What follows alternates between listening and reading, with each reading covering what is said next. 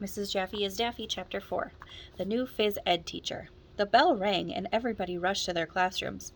We pledged the allegiance with Mr. Granite. Then our computer teacher, Mrs. Yonkers, came into the classroom. "I have bad news," Mrs. Yonkers told us. "There's no computer class this week." "Why not?" asked Emily. "I love computer class." She looked like she was going to cry, like always. "As you know, this is Civil War week," Mrs. Yonkers told us, "and kids didn't have computers during the Civil War." "They didn't?" Ryan said. "How could they get on the internet?" "There was no internet," Mrs. Yonkers said. "What?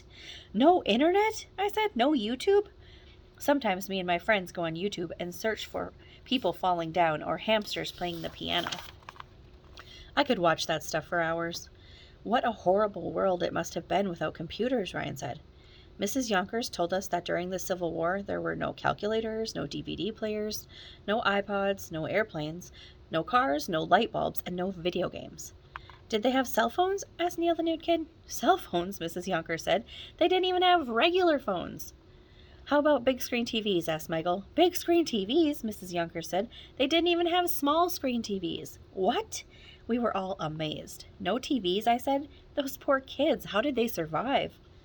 Back in the Civil War days, Mrs. Yonkers told us, kids would actually go outside and play. "Play outside?" Ryan asked. "Why would anyone want to do a crazy thing like that?" "That reminds me," Mr. Granite suddenly said. "We have to go. It's time for Phys Ed." "Phys Ed, yay!" Phys Ed is my favorite part of the day because we get to play sports and games and run around the gym instead of learning boring stuff. Our Phys Ed teacher, Miss Small, is off the wall. We walked 1,100,000 miles to the gym, but when we got there, Miss Small wasn't around, and the gym smelled funny. "What's that weird smell?" I asked. "I think it's incense," said Andrea. "I've never heard of that stuff, but it stinks." I thought I was going to throw up. In the far corner of the gym, there was a guy laying on the floor. We all ran over to see if he was okay, and that's when we saw the guy wasn't really lying on the floor. He was lying on a bed made of nails. "A bed made of nails?" The guy got up. He was wearing a turban on his head. "Oh, excuse me," he said in a squeaky voice. "I was just taking a nap." "On nails?" Neil said. "Doesn't that hurt?" "Not at all," he said. "It's very comfortable. Studies show that children learn faster when they sleep on a bed of nails." Those kids are weird. I know what I would learn if I slept on nails. I would learn to get off those dumb nails and go sleep on a real bed. That's when Mrs. Jaffee came into the gym. "Okie dokie," she said. "I want to introduce you guys and gals to Swami Hava-Banana. He's from India." "Good day," Swami Hava-Banana said as he bowed to us. "It is a most beautiful morning in which to be alive, is it not?" "Where is Miss Small?" we all asked. "Oh, her," said Miss Jaffee. "I fired her." "By golly, Swami Hava-Banana is our new gym teacher." "What?"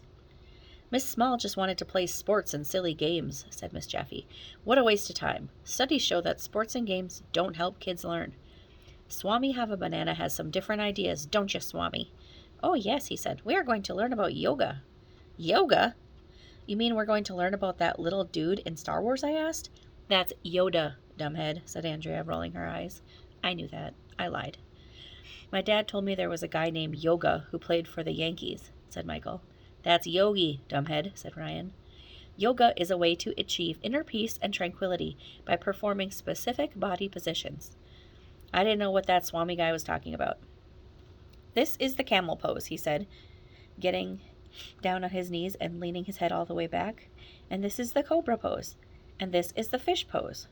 Swami Hava-Banana twisted himself up into a bunch of weird positions. "Can we do the football pose?" asked Neil the nude kid. "I've never heard of that one," Swami said. "But who wants to try a yoga pose?" "Me, me, me, me," shouted Andrea, waving her hand around like she was washing a window. Andrea volunteered for everything, so teachers will like her. If a teacher said they needed a kid to jump off the roof, Andrea would volunteer. Of course, Swami Hava-Banana picked her. "I need a boy, too," he said. Me and the guys looked at our feet so we wouldn't get picked. If you look at your feet, your teacher will never call on you. That's the first rule of being a kid.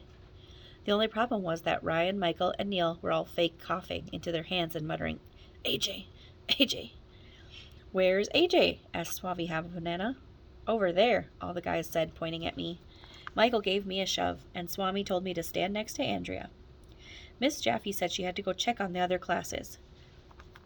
I betcha Swami Have a Banana will have you guys and gals very relaxed, she said. Okie dokie, I'll be back in a jiffy to see how AJ and Andrew are making out. Ooh, Ryan said, AJ and Andrew are going to be making out. They must be in love. When are you guys going to get married? Asked Michael. If those guys weren't my best friends, I would hate them.